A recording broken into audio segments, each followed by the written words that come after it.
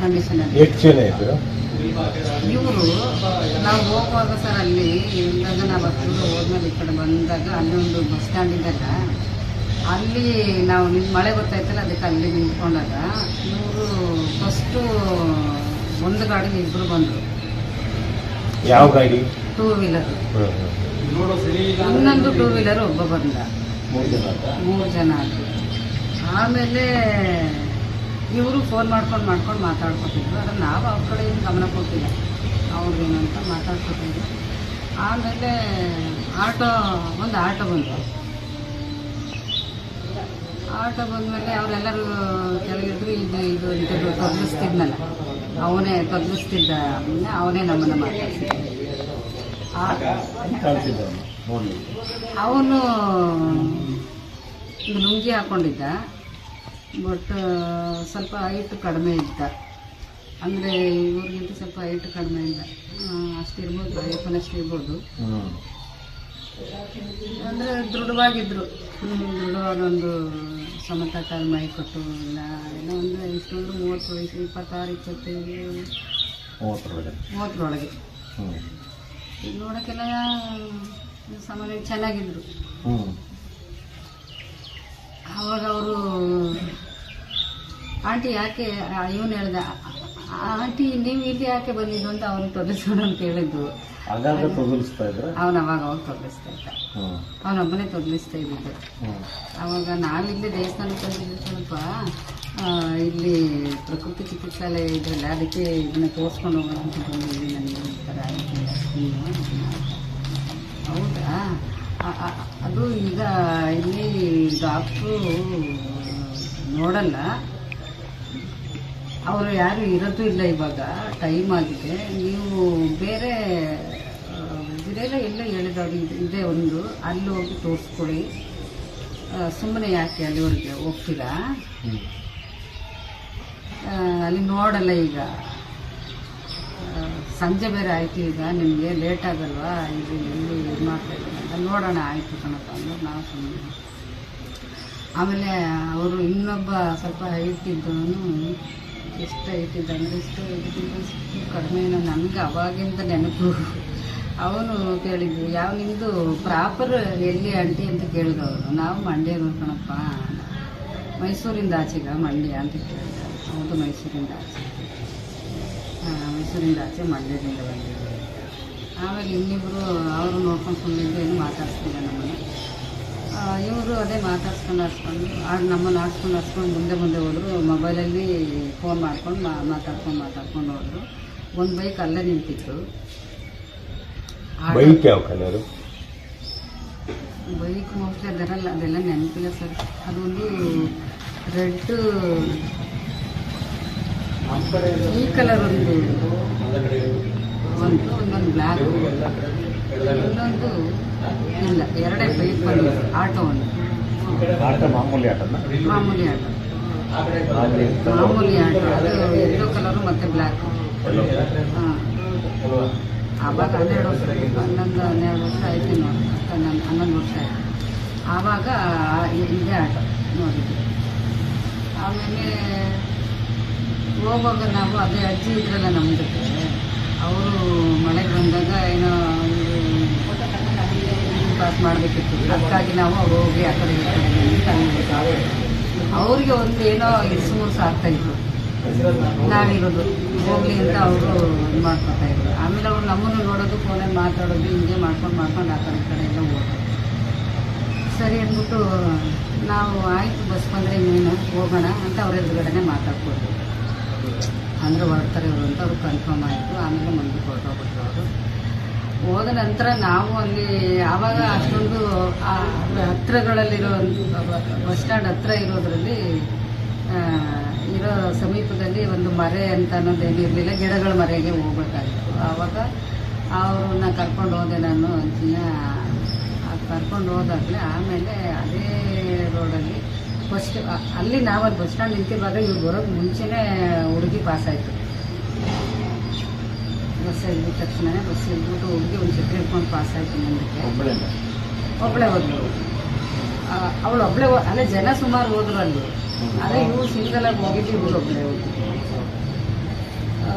ಜನ ಸುಮಾರು ಹೋದವರು ಮಳೆ ಬರ್ತಾಯಿತ್ತಲ್ಲ ಅವ್ರ ಪಡೆದವರು ಒಂದು ಸ್ಕೂಟಿಲಿ ಹೋದ್ರು. ಆಮೇಲೆ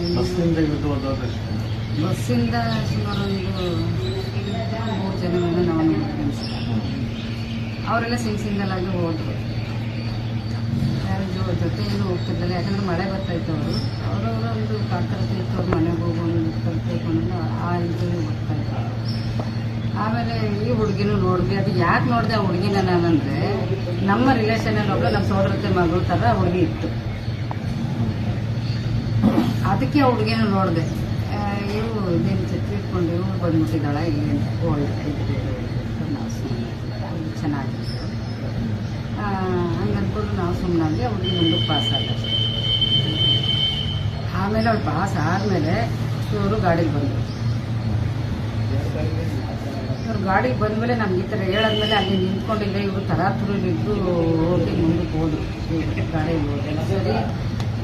ಅವರು ಹೋದ ನಂತರ ನಾವೇನು ಮಾಡಿದ್ವಿ, ಅಲ್ಲಿ ಗಿಡದ ಮನೆಗೆ ಅಜ್ಜಿನ ಕರ್ಕೊಂಡು ಹೋದೆ ನಾನು. ಅವರಲ್ಲಿ ಕೂತ್ಕೊಂಡವಾಗ ತಕ್ಷಣ ನಾನು ಈ ಕಡೆ ನಿಂತ್ಕೊಂಡಿದ್ದಾಗ ಒಂದು ಜೋರಾಗಿ ಸೌಂಡ್ ಬಂತು. ಕಿಚ್ಚು ಸೌಂಡ್, ಹುಡುಗಿ ಕಿಚ್ಕೊಂಡು ಸೌಂಡ್ ಬಂತು. ಅಲ್ಲಿ ಇನ್ಯಾರೂ ಇಲ್ಲ, ಆ ಒಂದೇ ಹುಡುಗಿ ಅಲ್ಲಿ ಹೋಗಿದ್ದು. ಆವಾಗ ಅಯ್ಯಯ್ಯೋ ಅಮ್ಮ ಅಮ್ಮ ಅಯ್ಯಯ್ಯೋ ಅಂತ ಜೋರಾಗಿ ಕಿಚ್ಕೊಂಡಾಯ್ತು. ಬಿಡಿ ಬಿಡಿ ಅಂತ ಜೋರಾಗಿ ಕಿಚ್ಕೊಂಡಂಗಾಯ್ತು. ಸರಿ, ನಾನು ಹಿಂಗೆ ನೋಡಿದೆ ಅವ್ಳು ಕಿಚ್ಕೊತಾನೆ. ಮತ್ತೆ ಎಳ್ದಾಟ ಎಲ್ಲ ಇದಾಗಿತ್ತು. ನಾವು ಬೇಗ ಒಂದು ಹುಡುಗಿ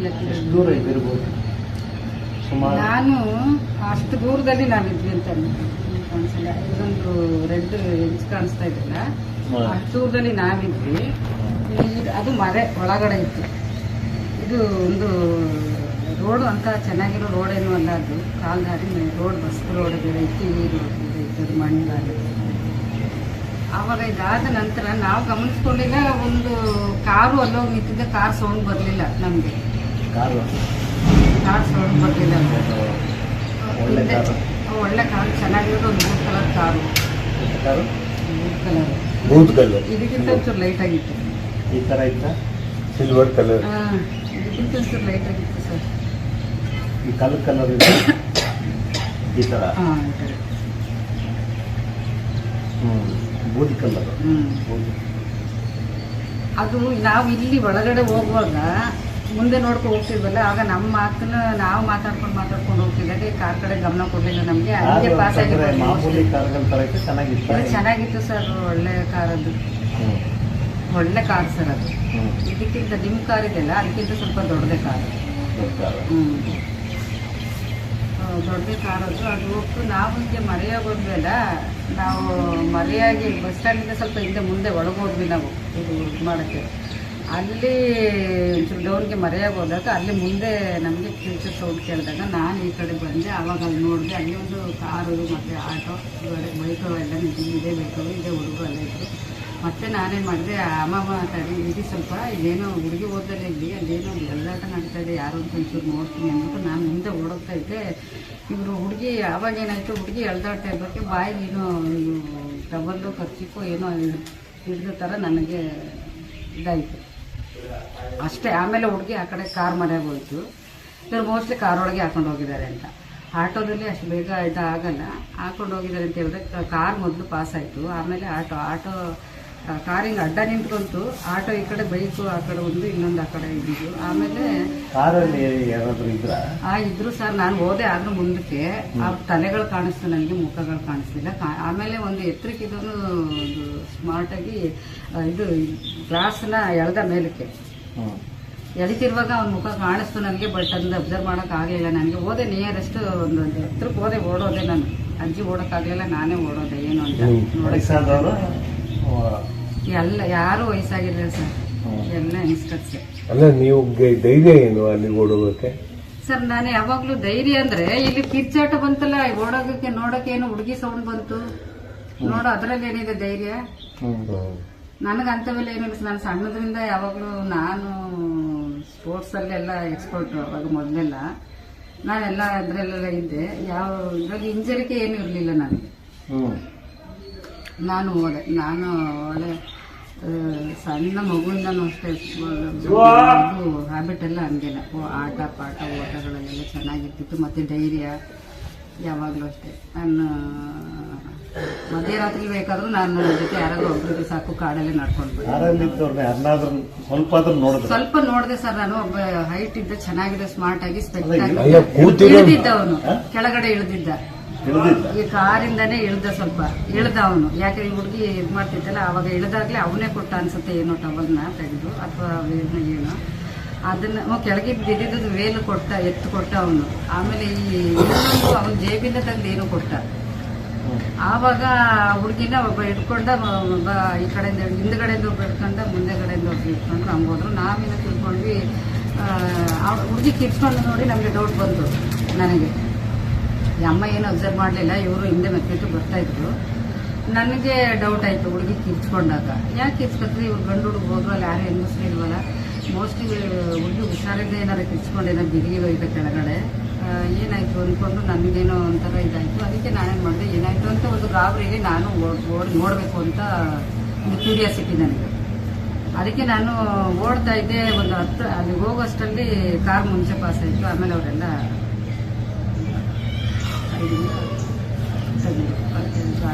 ನಾವು ಯಾಕಿವತ್ತು ದೇವಸ್ಥಾನದಲ್ಲಿ ಕೂತಿದ್ದೀವಿ, ಅದರಲ್ಲೂ ಶಿವನ ದೇವಸ್ಥಾನದಲ್ಲಿ ಕೂತಿದ್ದೀವಿ ಅಂತಂದ್ರೆ ನಾವು ಸುಳ್ಳು ಹೇಳ್ಬಾರ್ದು. ಯಾಕೆಂದ್ರೆ ನಿರಪರಾಧಿಗಳಿಗೆ ತೊಂದರೆ ಕೊಡೋ ಉದ್ದೇಶ ಇರಬಾರ್ದು ನಮ್ಮಲ್ಲಿ ಅಂತ. ನಿರಪರಾಧಿಗಳಿಗೆ ತೊಂದರೆ ಕೊಡೋದಲ್ಲ ಸರ್, ಅಪರಾಧಿಗಳಿಗೆ ಭಗವಂತನೇ ಶಿಕ್ಷೆ ಕೊಡಬೇಕು.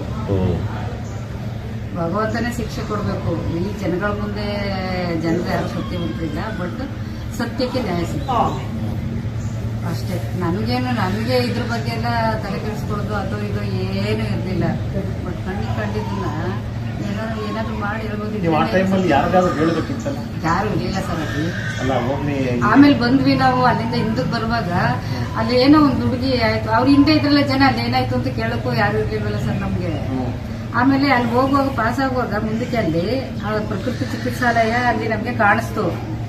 ನಾವು ಅಲ್ಲಿಗೆ ಹೋಗ್ಬೇಕು ಅಂತ ಒಂದು ಮನಸ್ಸು, ಆದ್ರೆ ಏನೋ ಗಡಿಬಿಡಿ ನಮ್ಗೆ ಮನಸ್ಸಲ್ಲಿ, ಏನೋ ಇದು ಹಿಂಗಾಯ್ತು, ಈಗ ಎಂಥದ್ದು ಆಯ್ತು ಅಂತ. ಆಮೇಲೆ ಜನಗಳ ಸರಿಯಿಂದ ಕಡಿಮೆ ಆಯ್ತು, ಜನ ಓಡಾಡೋದು ಕಡಿಮೆ ಆಯ್ತು. ಹಾಗಾಗಿ ಇನ್ನು ನಮಗೂ ಟೈಮ್ ಆಗುತ್ತಲ್ವ, ನಿಮ್ಗೆ ಏನಿಲ್ಲ ಪ್ರಯೋಜನ ಇಲ್ಲ ಅಂದ್ರೆ ಇಷ್ಟಕ್ಕಾಗಿದ್ರೆ ನಾವು ಅದಕ್ಕೆ ಅಂತ ಹೋದವರು. ಬಟ್ ಇಲ್ಲ ಅಲ್ಲಿ ಅಂದ್ರಲ್ಲ ಸರ್ ಅವರು. ಈಗ ಅಲ್ಲಿಯವರೇ ಬಂದು ನಮ್ಮನ್ನು ಮಾತಾಡಿಸಿ ಇಲ್ಲ ಅಂತ ಹೇಳಿದಾಗ ನಮ್ಗೆ ಯಾಕೆ ಸರ್ ನಮ್ಮನ್ನು ಮಾತಾಡಿಸಿ ಸುಳ್ಳೆಲ್ಲ ಕೊಡ್ತಾರೆ ಅವರು. ನಿಜ ಇರ್ಬೋದು ಅಂತ ಅವತ್ತಿನ ದಿನ ನಂಬೋದ್ವಿ. ಆದ್ರೆ ಇವತ್ತು ಅದು ಸುಳ್ಳು, ಅವ್ರು ಹೇಳಿರೋದು ನಮ್ಮನ್ನೇ ಯಾಮರ್ಸಕ್ಕೆ ಈ ತರ ಮಾಡಿರ್ಬೋದು ಅವರು. ಇವತ್ತು ನಿಮ್ಗೆ ಇವೆಲ್ಲ ನೆನಪಾಗ್ತದಲ್ಲ, ಯಾಕೆ ಆಯ್ತು ಅದು ಅವತ್ತು ಅದು ಆ ಘಟನೆ ಬಗ್ಗೆನೂ ನನಗೇನೂ ಗೊತ್ತಿರಲಿಲ್ಲ.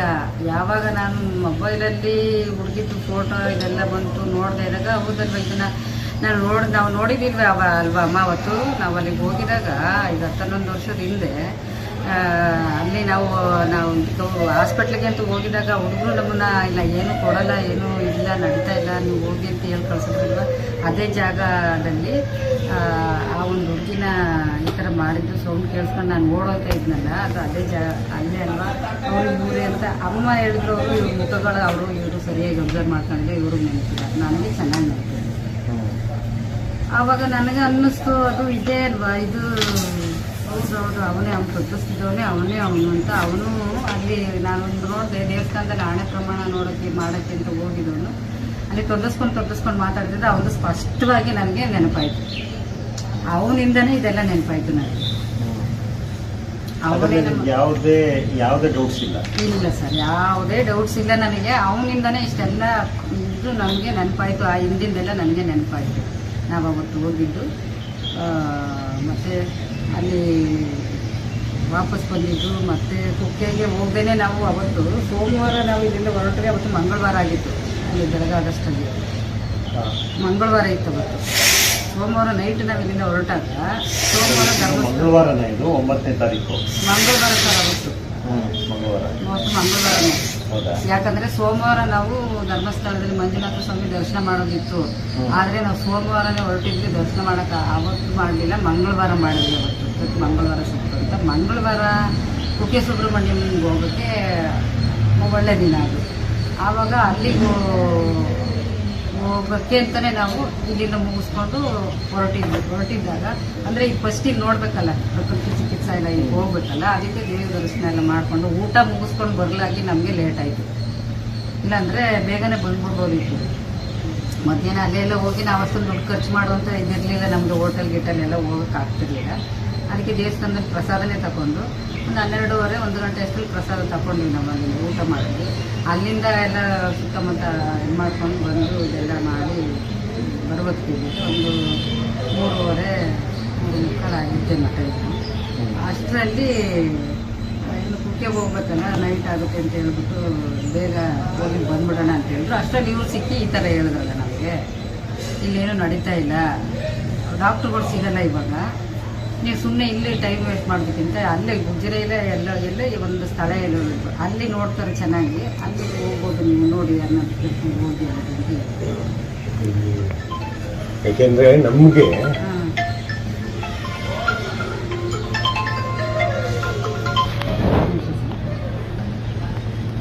ಸರ್ ಆಮೇಲೆ ಇನ್ನೊಂದು ವಿಚಾರ, ನಾನು ಅವರು ಎಲ್ಲೋ ಇದ್ದಾರೆ, ನಾನು ಎಲ್ಲೋ ಇದ್ದೀನಿ, ನಾನು ಇದ್ರಲ್ಲಿ ಮಧ್ಯದಲ್ಲಿ ಎಂಟ್ರಿಯಾಗಿ ಸುಳ್ಳು ಹೇಳೋ ಅವಶ್ಯಕತೆ ನನಗೇನು ಇಲ್ಲ ಸರ್. ಏಕೆಂದ್ರೆ ಕೆಲವು ಸತಿ ಏನಾಗತ್ತೆ, ನಮ್ಮ ಯೋಚನೆ ಸುಳ್ಳು ಹೇಳೋನೋ ಅಥವಾ ಏನೋ ಭ್ರಮೆನೋ ಇನ್ನೊಂದು ದೃಶ್ಯ ನೋಡಿ ಇನ್ನೊಂದು ಹೇಳೋದು ಆ ಥರ ಏನಿಲ್ಲ ಸರ್. ನನಗೆ ಕನ್ಫರ್ಮ್ ಅವನು ತೊದರಿಸ್ಕೊಂಡು ಮಾತಾಡ್ತಿದ್ದರಿಂದನೇ ನಮಗೆ ಚೆನ್ನಾಗಿ ಗೊತ್ತಾಯಿತು. ಆಮೇಲೆ ಅಲ್ಲಿ ಬಂದಿದ್ದಲ್ಲ ಸರ್, ಅವರು 3 ಜನ ಇದ್ರಲ್ಲ, ಅವರು ಅದ್ರ ಅಲ್ಲೇ ಇದ್ರು, ಅವರೇ ಇದ್ದವರು ನನಗೆ ಚೆನ್ನಾಗಿ ನೆನಪಿದೆ ಸರ್. ಆದರೆ ಇನ್ನೊಂದು ಸ್ವಲ್ಪ ಫೇಸ್ ಕಟ್ಟು ಸ್ವಲ್ಪ ವ್ಯತ್ಯಾಸ ಇದೆ, ಅವಾಗಿತ್ತು ಇವಾಗಿತ್ತು, ಆದರೆ ಅವರು ಗ್ಯಾರಂಟಿ ಅವರು ಸರ್ 100%. ನಾನು ನೋಡಿದ್ದೀನಿ, ನಾನು ಸುಳ್ಳು ಹೇಳಿ ದೇವಸ್ಥಾನ ಕೂತ್ಕೊಂಡಿದ್ದೀನಿ, ಅದರಿಂದ ನನಗೆ ಏನೂ ಪ್ರಯೋಜನ ಇಲ್ಲ. ಇನ್ನೊಂದು ಅಥವಾ ಅವರೇನಾದ್ರು ನನಗೇನಾದರೂ ಕೊಡ್ತಾರೆ ಅನ್ನೋ ಆಸೆಯಿಂದ ಕೊಡ್ತಾರ ನನಗೆ, ಅಥವಾ ನಾನು ಅವ್ರ ಹತ್ರ ಏನಾದ್ರು ಊಟ ಮಾಡಿದ್ದೀನಿ, ಅವ್ರನ್ನೇನಾದ್ರು ಸಹಾಯ ಪಡ್ಕೊಂಡಿದ್ದೀನ, ಏನಿಲ್ಲ. ಆಮೇಲೆ ಇವರೇನು ನಮಗೆ ಶತ್ರುಗಳಲ್ಲ ಒಂದು. ಆಮೇಲೆ ಹೇಳ್ಬೇಕು ಅಂತ ಯಾಕೆ ಅನಿಸ್ತು ನನಗೆ ಅನ್ನಿಸ್ತು ಸರ್, ಯಾಕಂದರೆ ಆಮೇಲೆ ಗೊತ್ತಾಯ್ತು ಇಷ್ಟು ಕ್ರೂರವಾಗಿ ಆ ಹುಡುಗಿನ ಹಿಂಗೆ ಕೊಲೆ ಮಾಡಿದ್ದಾರೆ, ಹಿಂಗೆ ಮಾಡಿದ್ದಾರೆ, ಇಷ್ಟೆಲ್ಲ ಕೆಟ್ಟದಾಗಿ ಒಂದು ಹೆಣ್ಣನ್ನು ಹಿಂಗೆ ಮಾಡಿದ್ದಾರೆ ಅಂದಾಗ ಈ ಹುಡುಗಿ ಫೋಟೋ ನೋಡಿದಾಗ ಆ ಹುಡುಗಿ ನಾನು ಫಸ್ಟ್ ಕಾಶ್ ಆದಾಗ ಹಿಂಗೆ ನಮ್ಮ ಸೋದರತ್ತೆ ಮಗಳು ಮೊಮ್ಮಗಳು ಮಗಳಲ್ಲ ಮಗಳ ಮಗಳು ಅದೇ ಥರ ಇದ್ದಾಗ ಆ ಫೋಟೋದಲ್ಲಿ ಫಸ್ಟ್ ನೋಡಿದ್ದೆ ಅದು ನಾನು. ನಮ್ಮ ಸೋದರತ್ತೆ ಮೊಮ್ಮಗಳು ಥರನೇ ಅವಳು ಇದ್ದಾಳಲ್ವ ಅಂತ ಅಂದ್ಕೊಂಡು ಅವಳನ್ನ ನೋಡ್ತಾನೆ. ಆಮೇಲೆ ಅವಳಿಗೆ ನಮ್ಮ ಶಾಂತನ ಫೋನ್ ಮಾಡಿ ಕೂಡ ಹೇಳಿದೆ, ನಿನ್ನ ಮಗಳ ಥರ ಇದ್ದಾಳೆ ಕಡೆ ಹೇಳೋದು. ಹಾಂ, ಆವಾಗ ಈಗ ಒಬ್ಬರಂಗೆ 7 ಜನ ಇರ್ತಾರೆ ಕಂಡುಬಿಡು ಅಂತ ಅವಳು ಹೇಳೋದು. ನಮ್ಮ ಮಂಡ್ಯದ ಭಾಷೆ ಹೆಂಗೆ ಮಾತಾಡೋದು ನಾವು ಆವಾಗ ಸರಿ. ಆಮೇಲೆ ಏನಾಯ್ತು ಅಂದರೆ ಇದೆಲ್ಲ ವಿಚಾರಗಳು ಬಂತಲ್ಲ ಹೊರಗಡೆ, ಈ ಹುಡುಗಿನ ಇವ್ರಿಗೆ ಮಾಡಿದ್ದು ಅಲ್ಲಿ ನೋಡಿದ್ದು ನಾವು ಈ ಹುಡುಗಿನ ಈ ಥರ ಆಗಿದ್ದು ಅಂತ ನನಗೆ ಚೆನ್ನಾಗಿ 100% ಅರ್ಥ ಆಯಿತು ಸರ್. ಅಂತ ಆ ಹುಡುಗಿ ಚೆನ್ನಾಗಿ ನಮ್ಮ ಹುಡುಗಿ ಥರನೇ ಇರೋದ್ರಿಂದ ನಾನು ಅವಳನ್ನು ನೋಡಿದೆ. ಅಲ್ಲಿನೂ ಕೂಡ ಅದೇ ನೋಡಿದ್ದೀನಿ, ನಮ್ಮ ಸೋದರತೆ ಮೊಮ್ಮಗಳಿದ್ದಾಳೆ ಅಂತ ಹೇಳ್ಕೊಂಡೆ ನಾವು ಮಾತಾಡ್ಕೊಂಡು ನೋಡಿದ್ವಿ. ಆಮೇಲೆ ಅವನು ತೊಡಗಿಸ್ಕೊಂಡು ನಮ್ಮ ಹತ್ರ ಮಾತಾಡಿದ್ದು ನೆನಪು ಬಂದಾಗ ಆವಾಗ ಅವ್ರ ಮುಖಗಳನ್ನೆಲ್ಲ ನಾನು ಯಾವ ಥರ ಅಲ್ಲಿ ಒಂದು ಕಾರ್ ಹೋಗಿದ್ದು ನಾನು ನೋಡಿಲ್ಲ, ಅಡ್ಡ ಬಂದು ಒಂದು ಕಾರ್ ನಿಂತಿತ್ತು, ಮತ್ತು ಆಟೋ ಬೈಕ್ಗಳು ಇವೆಲ್ಲ ಬಂದು ನಿಂತು ಇವರೆಲ್ಲ ಇದೇ ಹುಡುಗಿ ಇವರೇ ಮಾಡಿರೋದು ಅಂತ ನನಗೆ ಅನ್ನಿಸ್ತು. ಆದರೆ ನಾನು ಕಣ್ಣಿಂದ ನೋಡಿಲ್ಲ, ಬಟ್ ಅಲ್ಲಿ ಈ ಥರ ಆಯ್ತಲ್ಲ ಆಗ ನನಗೆ ಕನ್ಫರ್ಮ್ ಆಯಿತು. ಅವರೇ ಎತ್ಕೊಂಡು ಇದೇನು ಇಂಜರಿಕ್ ಏನಾಗಿಲ್ಲ, ಬಂದು ಹೇಳಬೇಕು ಅಂತ ನಮ್ಮ ಇಲ್ಲ ಸರ್. ನಾನು ಧಾರಾಳವಾಗಿ ನಿರರ್ಗಳವಾಗಿ ಅದನ್ನ ಅಲ್ಲೇ ಯಾರ ಹತ್ರ ನಾನು ಹೇಳ್ಬೇಕಾಗಿತ್ತು, ಇದನ್ನ ಈ ವಿಚಾರ ಗೊತ್ತಿದ್ರೆ ನಾನು ಅಲ್ಲೇ ಒಂದು ವೇಳೆ ಹಿಂಗೆ ಆಗುತ್ತೆ ಅನ್ನೋ ನನಗೆ ಇನ್ನೊಂದು ವಿಚಾರ ಏನು ಗೊತ್ತಾ ಸರ್, ಅಲ್ಲಿ ಯಾರು ಪೊಲೀಸ್ನವ್ರಿದ್ರೆ ಅದನ್ನ ಹೇಳ್ಬೇಕಾದವಳು ನಾನು. ಆದರೆ ನಮ್ಗೆ ಯಾರು ಸಿಗಲಿಲ್ಲ. ಯಾಕೆ ಹೇಳ್ಬೇಕಾಯ್ತು ಅಂದ್ರೆ ಹುಡುಗಿ ಕಿರ್ಚ್ಕರ್ತು, ಅದು ಹುಷಾರ್ ತಪ್ಪು ಹಿಂಗೆ ಆಯ್ತಾ ಗೊತ್ತಿಲ್ಲ. ಅಲ್ಲಿ ಇಷ್ಟು ಜನ ಬಂದು ನಿಂತ್ಕೊಂಡ್ರು, ಕಾರ್ ಬಂತು, ಈ ಥರ ಆಯಿತು ಸರ್, ಏನಾಯ್ತು ಅಂತಂದ್ರೆ ನೀವು ಅದ್ರ ಬಗ್ಗೆ ನೋಡ್ಬೋದಾ ಅಂತ ಹೇಳ್ಬೇಕು ಅಂತ ಹೇಳೋ ಅಂತವಳೆ. ನಾನು ಯಾವುದಕ್ಕೂ ಹಿಂಗೆ ಹೇಳ್ದಾಗಲ್ಲ, ಹಿಂಗೆ ಹೇಳಲ್ಲ ಸರ್. ಮತ್ತೆ ನನ್ನ ಮನಸ್ಸೊಳಗಡೆ ಏನು ಇಟ್ಕೊಳ್ಳಲ್ಲ. ಮತ್ತೆ ಏನಾದರೂ ವಿಷಯ ಇದ್ದರೆ ಅದನ್ನು 4 ಜನಕ್ಕೆ ಮುಗಿಸುವಂಥವ್ರು. ಮತ್ತು ಯಾರು ಅವ್ರಿಗೆ ಈ ಥರ ಹೇಳ್ತಾರೆ ಇವ್ರು ಅಂತ ಅನ್ಕೋತಾರೆ ಅಂದ್ರೆ ಭಯ ಅಂತೂ ನನಗಿಲ್ಲ. ಯಾಕೆಂದರೆ ಇರೋ ವಿಚಾರ ಇದ್ದಂಗೆ ಹೇಳೋಕ್ಕೆ ನನಗೆ ಈಗ ನಮ್ಗೆ ಅಲ್ಲ ನಮ್ಗೆ ಹೇಳ್ಬೇಕು ಅಂತ ಯಾಕೆ ಅನಿಸ್ತು? ತಪ್ಪಿಸಿ ಇಲ್ಲ ಆ ಥರ ಏನಿಲ್ಲ ಸರ್. ನನಗೆ ಒಂದು ವಿಚಾರ ಹೇಳ್ತೀನಿ ತಿಳ್ಕೊಳ್ಳಿ. ನಾನು ಒಬ್ಬಳೇ ಇವಾಗ ಇರೋದು, ನನಗೆ ತಪ್ಪಿಸೋಕೆ ಯಾರೂ ಇಲ್ಲ. ಇದ್ದಾರೆ ಜನ ಸ್ನೇಹಿತರೆಲ್ಲ ಇದ್ದಾರೆ, ಬಟ್ ಅವ್ರಿಗೆ ಯಾವ ವಿಚಾರನೂ ಗೊತ್ತಿಲ್ಲ. ಈ ವಿಚಾರ ಅಂತ ಅವ್ರಿಗೆ ಗೊತ್ತೇ ಇಲ್ಲ, ಮೊಬೈಲಲ್ಲಿ ನೋಡೋದು ಇಲ್ಲ ಅವ್ರಿಗೆ. ಯಾರು ಈ ಕಡೆ ಯಾರು ನೋಡ್ತಾನೆ ಇಲ್ಲ ಈಗ. ನಾನು ಕೆಲವು ಸ್ಟೂಡೆಂಟ್ಸ್ಗಳಿಗೆ, ನನ್ನ ಸ್ಟೂಡೆಂಟ್ಸ್ಗಳು ನಾನು ಮೊದಲು ಓದ್ತಾ ಇರ್ಬೇಕಾದ್ರೆ ಚಿಕ್ಕ ಮಕ್ಕಳಿಗೆ ಇವಾಗ ದೊಡ್ಡವರಾಗಿದ್ದಾರೆ ಅವರು, ಅವ್ರಿಗೆ ಹೇಳ್ತೀನಿ, ನೋಡೋ ಒಂದು ಹುಡುಗಿ ಈ ಥರ ಮಾಡಿದರೆ ಕಣಪ್ಪ, ನಾನು ನೀವು ಧರ್ಮಸ್ಥಳಕ್ಕೆ ಹೋದಾಗ ನೀವು ಹುಡುಗಿಗೆ ಕಾಸಾಕ್ತಾರೆ. ಈ ಎಲ್ಲರ ಜೊತೆಲೂ ಹೇಳಿದ್ದೀನಿ.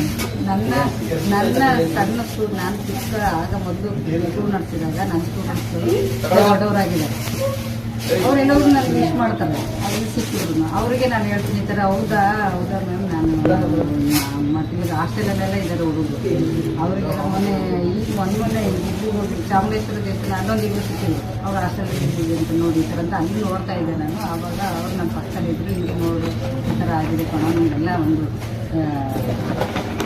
ಗಂಡ್ಮಕ್ಳು ಇದ್ರ ಬಗ್ಗೆ ಎಲ್ಲ ಥರ ಸ್ಪ್ರೆಡ್ ಮಾಡಿ ನೀವು ಇದನ್ನ ಆಗೋದು ನೋಡು, ನಮ್ಮ ಸಣ್ಣ ಮಕ್ಕಳನ್ನೆಲ್ಲ ಈ ಥರ ಮಾಡ್ತಾ ಇದ್ದಾರೆ, ಅದನ್ನು ಅವಾಯ್ಡ್ ಮಾಡ್ಬೇಕಲ್ಲ. ನೀವು ಇವಾಗ ಚಿಕ್ಕವರು, ಈಗ ನೀವು ಓದೋ ಟೈಮಲ್ಲಿ ಏನೂ ಇಲ್ಲ ಅಂದರೆ ಆಮೇಲೆ ದೊಡ್ಡವರಾದ್ಮೇಲೆ ಕೂಡ ನೀವು ಇದನ್ನ ಇದ್ರ ಬಗ್ಗೆ ಗಮನ ಹರಿಸ್ಬೇಕು ಅಂತ ನಾನು ಅವರೆಲ್ಲ ಮಾಡೋದು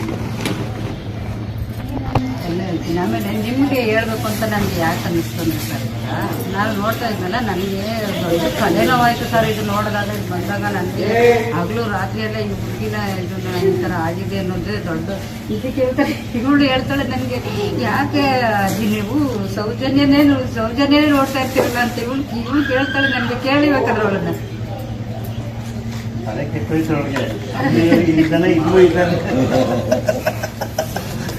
ಇವಳು ಕೇಳ್ತಾ ಇರ್ತಾಳೆ ನನಗೆ.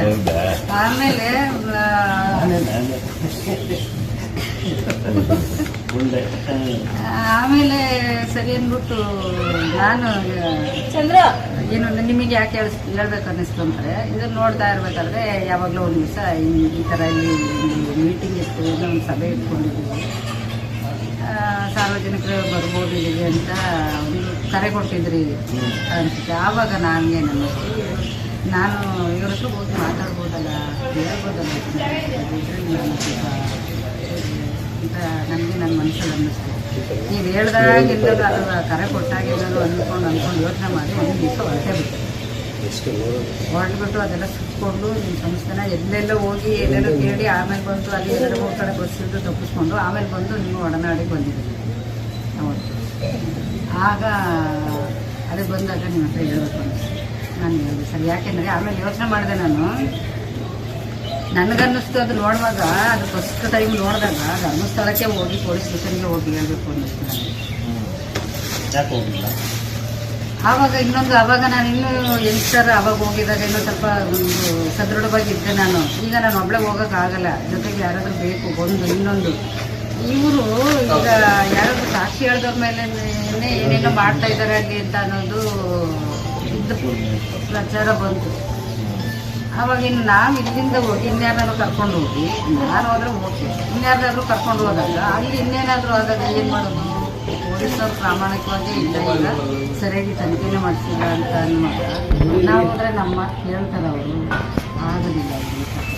ಆಮೇಲೆ ಇವರು ನೋಡಿ ಮಹೇಶ್ ತಿಮ್ಮರೋಡಿ ಅವರನ್ನ ಭೇಟಿ ಮಾಡೋಕ್ಕೆ ಹೆಂಗೆ ಹೋಗೋದು ನಾವು?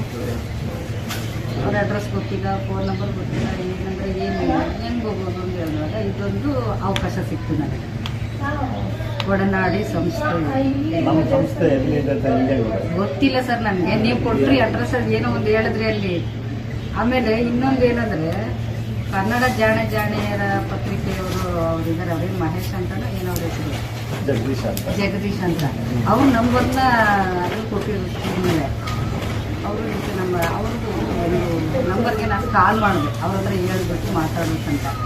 ಕಾಲ್ ರಿಸೀವ್ ಮಾಡಲಿಲ್ಲ, ಅಂದರೆ ಅವ್ರು ಬೇರೆ ನಂಬರ್ ಯಾವುದೋ ರೀತಿಯಿಂದ ಸುಮಾರು ಸರಿ ಟ್ರೈ ಮಾಡಿದೆ, ಅವ್ರು ಕಾಲ್ ರಿಸೀವ್ ಮಾಡಲಿಲ್ಲ.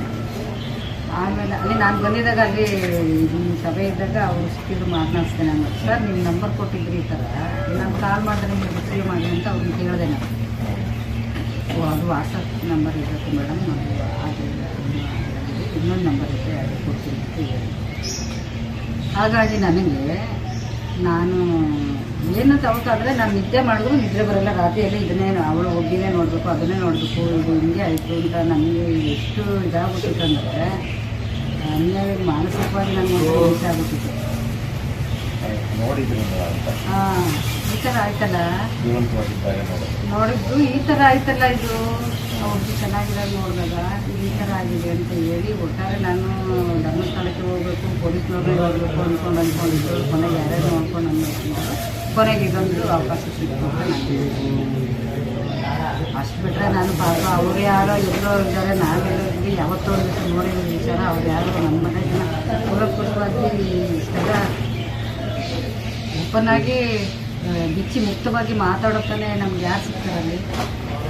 ಈಗ ಪ್ರಮುಖವಾದ ಒಂದು ಪ್ರಶ್ನೆ, ಈಗ ನೀವು ನೋಡಿದವನು ಒಬ್ಬ ಬಿಕ್ಲ ಅಂತೀರ, ಹಾಂ ಬಿಕ್ಲ ಅಂತೀರ, ಆದ್ರೆ ಅವ್ರು ಧರ್ಮಸ್ಥಳದವರೇ ಅಂತ ನಿಮ್ಗೆ ಯಾಕೆ ಅನಿಸ್ತು? ಇಲ್ಲ ಇಲ್ಲ ಧರ್ಮಸ್ಥಳದವರು ಅಂತ ಅನ್ನಿಸ್ಲಿಲ್ಲ. ಮತ್ತೆ ಧರ್ಮಸ್ಥಳಕ್ಕೆ ಹೋಗಿ ದೇವಸ್ಥಾನಕ್ಕೆ ಅಂತ ಹೇಳಿದೆ, ಆ ಕಾಣಿಕೆ ಹಾಕ್ಬಿಡಿ. ಸರಿ ಇವಾಗ ಅನ್ನಿಸ್ತಾ ಇದೆ ಅವರು ಧರ್ಮಸ್ಥಳದವರು ಅಂತ. ನಾನು ಫಸ್ಟ್ ಯೋಚನೆ ಮಾಡಿದಾಗ ನನಗೆ ಗೊತ್ತಿರ್ಲಿಲ್ಲ ಅವರು ಧರ್ಮಸ್ಥಳದವ್ರು. ನಾವು ಹೋಗಿದಾಗ ಅವರು ಧರ್ಮಸ್ಥಳದವರು ಅಂತ ನಮ್ಗೇನು ಅವ್ರ ಬಗ್ಗೆ ನಾವೇನು ತಿಳ್ಕೊಂಡಿಲ್ಲ. ಯಾಕಂದ್ರೆ ನಾವೇ ಪರಸ್ಥಳಕ್ಕೆ ಹೋಗಿ ಅವಾಗ ನಾವು ಕೇಳಿದೆ, ನೀವು ಯಾಕಪ್ಪ ಇದೆಲ್ಲ ಕೇಳ್ತಾ ಇದ್ದೀರಾ ಏನು ಅಂತ. ಅಲ್ಲ ನೀವು ಇಲ್ಲಿ ಇದ್ದೀರಲ್ಲ ಅದಕ್ಕೆ ನಾವು ಕೇಳಿದ್ವಿ, ಅದೇನು ಬೇಜಾರಾಟಿದ್ವಿ ನಿಮಗೆ ಅಂತ ಅವನೇ ಕೇಳ್ದೆ. ಅದಕ್ಕೂ ಹಂಗೇನಿಲ್ಲಪ್ಪ, ಅಲ್ಲ ನಮ್ಮನ್ನೇ ಬಂದು ವಿಚಾರಿಸಿದ್ದೀರಲ್ಲ ಅದಕ್ಕೆ ಅಂತ ನಾನು ಅಲ್ಲ ನೀವು ಇಬ್ಬರೇ ಇದ್ದೀರಲ್ಲ ಇಲ್ಲಿ, ಇಬ್ಬರೇ ಇದು ಸಂಜೆ ಆಯ್ತಲ್ಲ, ಅದಕ್ಕೆ ನಿಮಗೆ ಏನು ಅಡ್ರೆಸ್ ಬೇಕಿತ್ತೇನೋ ಏನೋ ಬೇಕಿತ್ತೇನೋ ಅಂತ ನಾವು ಕೇಳಿದ್ವಿ. ನಿಮಗೆ ಅದೇ ಅಡ್ರೆಸ್ ಬೇಕಿತ್ತು ನಮ್ಗೆ, ಬರಪ್ಪ ಇಲ್ಲೇ ಇರೋದು ಅಂತ ಹೇಳಿದ್ರು, ಅದಕ್ಕೆ ಬಂದಿದ್ವಿ. ಯಾಕೆ ಅಂತ ಹೇಳಿದ್ರೆ ಹಾಂ ಧರ್ಮಸ್ಥಳದ ವಿಚಾರ ಆಗಿರ್ಬೋದು ಅಥವಾ ಹೋರಾಟದ ವಿಚಾರ ಆಗಿರ್ಬೋದು, ಅವ್ರಿಗೇನಾದ್ರೂ ಕಳಂಕ ತರಕ್ಕೆ ಏನಾದರೂ ಟ್ರೈ ಮಾಡ್ತಾ ಇರ್ಬೋದು ಯಾರೋ ಜನ. ಈ ಸಂದರ್ಭದಲ್ಲಿ ನಾವು ಏನು ನೋಡಿದ್ದೀವಿ, ಸತ್ಯ ಬಿಟ್ಟು ಬೇರೆ ಮಾತಾಡೋದು ಬೇಡ ಅಂತ ಅನ್ನುವಂಥದ್ದು ನಮ್ಮ ವಾದ. ಹೌದು ಸರ್, ಸತ್ಯ ಬಿಟ್ಟು ಬೇರೆ ಏನು ಮಾತಾಡೋದು ಬೇಡ. ಬಟ್ ಅಸತ್ಯನ ಹೇಳಿ ಅವ್ರ ಹತ್ರ ಅವರಿಂದ ನಮ್ಗೇನು ಆಗೋದು. ಸತ್ಯ ಹೇಳಿದ್ರೆ ಏನಾದ್ರು ಸತ್ಯ ಹೇಳಿದ್ರು ಏನೂ ಆಗೋದಿಲ್ಲ ನಮ್ಗೆ. ಸತ್ಯ ಹೇಳಿದ್ರು ಏನಾಗುತ್ತೆ, ಒಂದು ಆಫ್ಟರ್ ಆಲ್ ಅವ್ರೇನು ದ್ವೇಷ ಮಾಡ್ತಾರೇನೋ ನಮ್ಮನ್ನ. ಒಂದು ಕೋರ್ಟ್ಗೆ ಹೋಗಿ ಹೇಳ್ಬೇಕಾದಂತ ಸನ್ನಿವೇಶಗಳು ಬರ್ಲಿ, ಅದು ಹೋಗಿ ಹೇಳ್ಬೋದು. ಅಷ್ಟು ಬಿಟ್ಟರೆ ಇನ್ನೇನು ಇಲ್ಲ ಸರ್. ಸತ್ಯ ಹೇಳಕ್ಕೆ ಕೋರ್ಟ್ಗೆ ಹೋಗಿ ಹೇಳ್ಬೋದು, ಹೇಳೋ ಸನ್ನಿವೇಶ ಬಂದಾಗ ಹೇಳ್ಬೋದು, ಅದಕ್ಕೂ ನಾನು ಇಂಜರಿ ಇಲ್ಲ. ಬಟ್ ಇದ್ರಲ್ಲಿ ನನ್ಗೇನು ಲಾಭ ಇಲ್ಲ.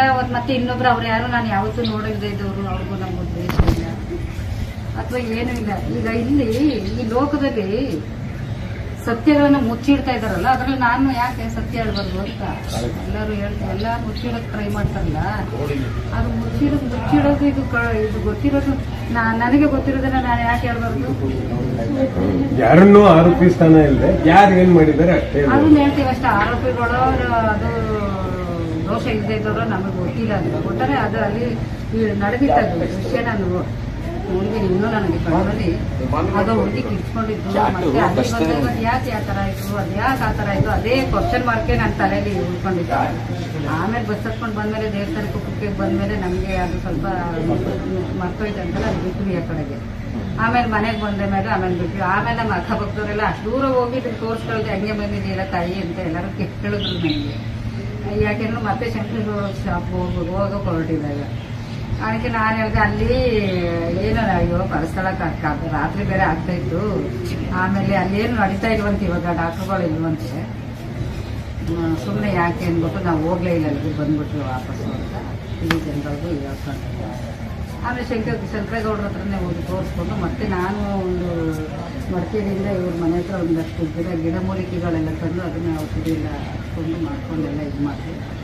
ಈಗ ಇಲ್ಲ ನಾನು ಶಂಕರೇಗೌಡ್ರಿಗೂ ತೋರಿಸಲ್ಲ, ಈಗ ನಾನೇ ಚಿಕಿತ್ಸೆ ಮಾಡ್ಕೊತೀನಿ. ಏನು ತಿನ್ನಬೇಕು ತಿನ್ನಬಾರ್ದು, ಆಮೇಲೆ ಯಾವ ರೀತಿ ಇರಬೇಕು ಅಂತೇಳಿ ಅದನ್ನು ನಾನೇ ಇದು ಮಾಡ್ಕೊತಾ ಇದ್ದೀನಿ. ಇವಾಗ ಇಲ್ಲ ಅದು ನನಗೆ. ಈಗೊಂದು ಯಾವಾಗ ಆಗಿತ್ತು ಅಂದರೆ ಏಪ್ರಿಲ್ ಮೇನಲ್ಲಿ ಆಗಿತ್ತು.